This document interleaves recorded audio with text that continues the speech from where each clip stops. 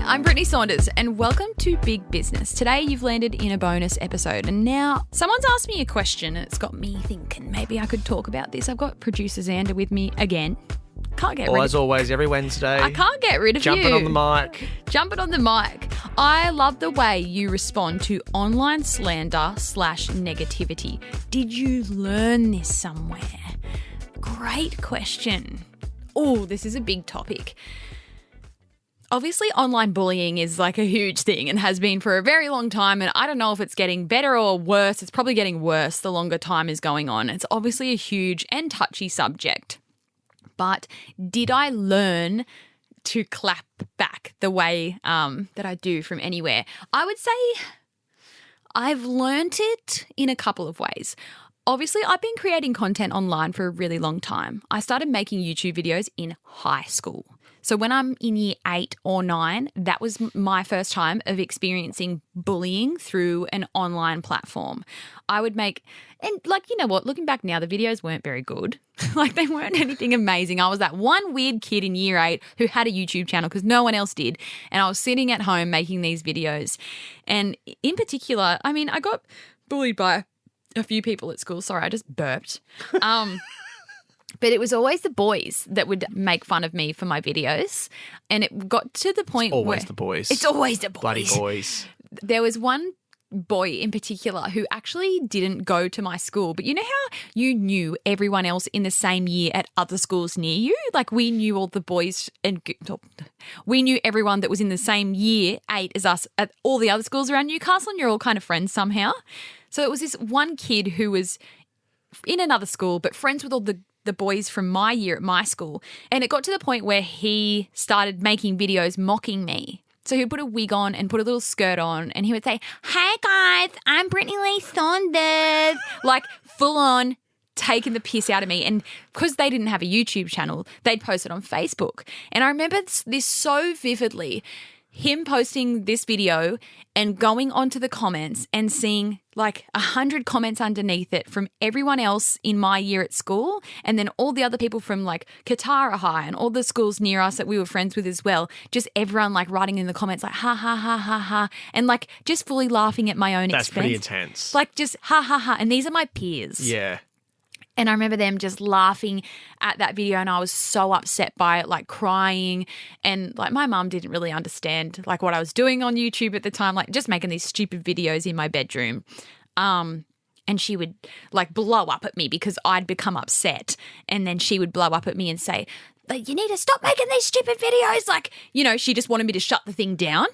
And that was her thing, like just fucking stop making these stupid videos and these boys will shut up kind of thing because it was really upsetting me. But I don't know what it was. Like, I don't know where the drive came from, but I almost just being picked on in that way, as much as it upset me at the time and I would cry over it, I still kept making those videos. And I think it was because I loved doing it. Like it wasn't just posting them on this little YouTube thing and getting 200 views that I loved. I loved setting up the camera. I loved sitting down in front of it. I loved thinking of what I was going to say. Then I loved editing it and, you know, spend 2 hours editing this video. So I used to get bullied a lot because I was an Irish dancer throughout school. By the way, fun fact about Xander, he is a pro Irish dancer. Like pro. Shh. It's not my podcast. It's not about me. But I am going to talk about me now. You guys get bullied all the time for being an Irish dancer. And not once did it occur to me that I should stop because I loved it so much. And it was just part of who I am at that point. You were passionate about it. Yeah. And I think that's what it's about.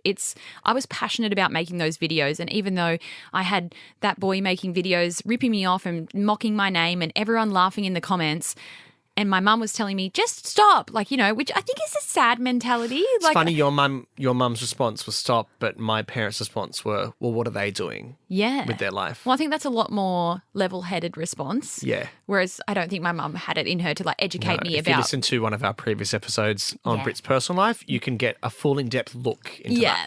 But even though, you know, I was being picked on and crying about it and being upset and it was affecting me, I think it was because I was passionate about making those videos and that was my thing and that was my hobby and that was my thing that I loved. Like I never stopped. And I think from that young age I was honestly in year 8 or 9, it taught me to be resilient. And in a way, it kind of like I started to have fun with it.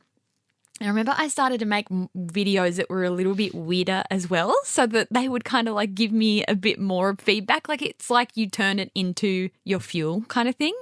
And I think back to the question that someone asked me, like, did you learn this somewhere? I think I learnt it from that, from being picked on for doing something that I loved.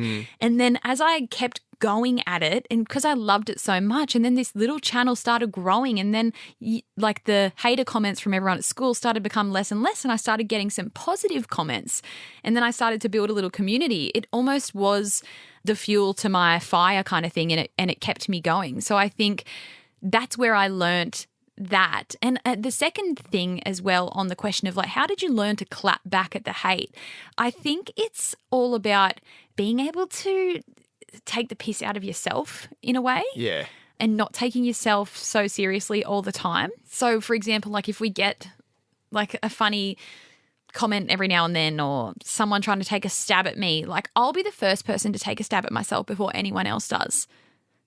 Does that make sense? Yes. Yeah. Do you get what I'm saying there? Yeah, you've got to have a really good sense of humor about it. Yeah, and not everything is like not everything is as serious as it seems. Like if someone's going to have a go at me about something, like no, I'll be the one to rip myself off actually. Yeah. Like God, I post on TikTok a bit more than usual now because of you encouraging me. And sometimes I get some, hateful comments.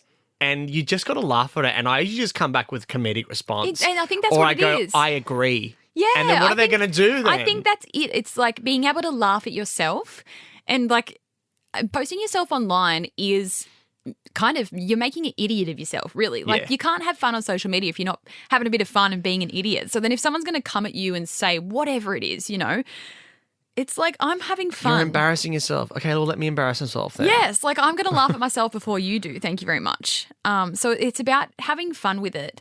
And I guess another thing that I've learned after so long of being online and having people criticize everything that you do is, I know it's so cliche to say, but no one like happier than you or no one more successful than you is going to hate on you. Yeah. People always say no one more successful than you is going to hate on you. I don't believe that 100% because there could be a really successful person out there who absolutely hates on me. Yeah. But I don't think they'd be happier than I am. I can attest to that. Over the years I've been in some pretty dark times in my life, and I'll admit it, I have taken that out on people and online. And I'll be the first person to always say that. And it is so true that if you're not fulfilled with who you are or your life, it does seep out towards other people, and it's not nice. And God, I look back on some things that I've said to people, and I go, "What? Like that is not who I am." I think it's really a massive not saying you now, Xander, but like people that do leave hate online, it's a reflection of like what they're going through, their life situation. Yeah, and I pity people. If I do get like a negative comment or negative. Terrible feedback. There's a difference between like constructive feedback and just straight up hate and just negativity. Saying, you're dumb. Yeah, you're shit. But if someone's going to come at me and speak to me in that way and say you're shit or this and that, blah blah blah, the store location you've got is wrong, whatever it is that like they know. Yeah. Like I think, what are you doing in your life then? Especially when it comes to my business, when people try to educate me on what I'm doing, I always write back and go, well, what's your business called then? Yeah. What would you suggest? Yeah. Yeah. I love the what would you suggest question. What do you do in your business then that is so good compared to me? They don't own a business. No, they never have an answer. So it's kind of like, it's really interesting to obviously deal with online hate and negativity. And I will say I'm so lucky. Like I get a random comment once in a blue moon these days. Back in the YouTube days, it was a lot different and there was a lot of criticism around my appearance and my body and everything like that. And I feel like, I don't know, my audience has kind of grown up with me and I've got a new audience now and everyone takes me a bit more seriously, I guess. It's hard to come at someone who is very apparently successful. Like you can see it. Like what are you meant to pick at then? Do you know what I mean? Yeah. Well, people still find something. No, they do, but it's much harder for, someone who has put themselves out there for so long and then for them to get that success, it's much harder for people to come in on them after that. And I found that with dancing. I did competition my whole life. I used to perform at school. I used to be made fun of. But then do you think I was getting any comments or people saying nasty things to me when I was touring around the world? No. Exactly right. Because what are they going to say? I think exactly right. And I think one of the hard things as well is a lot of the criticism sometimes that people receive, just say like maybe this person's asked me this because they're starting a business or whatever. A lot of the criticism that people can get is actually from people that they know. Yeah. So it can be coming from their direct family. Yeah. And that makes it even harder because it's one thing to receive a comment online from a stranger and to be like, oh, fuck, that kind of hurt. And don't get me wrong, like hurtful comments hurt. Like, yes, we're resilient and we just brush it off, but some of them really hurt and it can make you question yourself and what you're doing. But for other people, especially stepping into business, you can receive criticism from those in your family and friends and people doubting you or not liking your stupid little hobby kind of thing. Yeah. And that's even harder. But yeah, I guess I've learned to snap back at the comments because I don't take myself that seriously at the end of the day. Like, What's the best advice that you could give people out there who are putting themselves out now, whether it be in business, whether it be personally, whether they're just trying to be funny on TikTok or whatever, and they're getting hate? What's your best advice for them to kind of reframe the narrative? Yeah, I would say don't lean into that hate too much. I think a lot of the time, especially online, when people are leaving hate comment after hate comment, they're looking for a response. Yeah. And you could very easily make that your whole brand is just clapping back at hate, Yeah. but then you're inviting more hate at the same time. I think it's fun every now and then to reply to a cheeky comment or like, get amongst it a little bit. But I would say, especially if it's bothering you personally, to not fuel that hatred because you're going to be bringing in more of it, and instead just focus on whatever it is that you're trying to do with that content or with your business or whatever it may be. And like, remember what you're passionate about and why you started it in the first place, and just keep driving forward. I would say, like, if it's content, keep making that content, let them leave their stupid comments, and maybe you'll start getting some people leaving positive comments as well. That would be my advice. Like, don't feed the tiger too much. Yeah. I always say that the block button will solve most of your problems. Yes, and oh my gosh, I love blocking people. Yeah, I know. I love blocking people. I love when I get Although me with my insane sense of justice, I always I want to have the last word before I block them. You leave the last comment, block. Yeah. Sometimes like I get the most like stupid comments I get is on TikTok, I find. I feel like Instagram's community, everyone knows me, everyone gets me, everyone's on board, and then it's when the videos go on TikTok and it reaches a new audience. Yeah, Instagram is so much more personal. Yes. So TikTok is where I get the dumb comments, and I usually just go through and reply dumb shit, or sometimes I literally just go block, and it's just so satisfying knowing this person, especially if they're coming at you with like 10 comments and you just go block. On a burner account, user 1235821. Like you don't even have a profile. Like, shut the fuck up. And, I know online bullying is a whole realm of its own, and it's dangerous and it's scary, and I think, something needs to be done about it in the big picture. Yeah. And we're obviously not going to dive right into that rabbit hole today because this is just a bonus episode. But yeah, understand the power of the block button. Remember why you're doing whatever it is that you're doing, whether it's content, social media, maybe you're starting a personal brand, a business. Just don't lose sight of why you started that thing in the first place and what your passions are. And I don't know, I guess just think of me in high school when I started making those YouTube videos and I was getting picked on, and for some reason, something in the back of my mind told me, keep going. Yeah. And look where that took me. And think about that little boy in dance class who just wanted to tour the world. Exactly and then right. he did. You literally went around the world. So, yeah, that would be my advice. And that's how I kind of learnt to be resilient, is just having fun.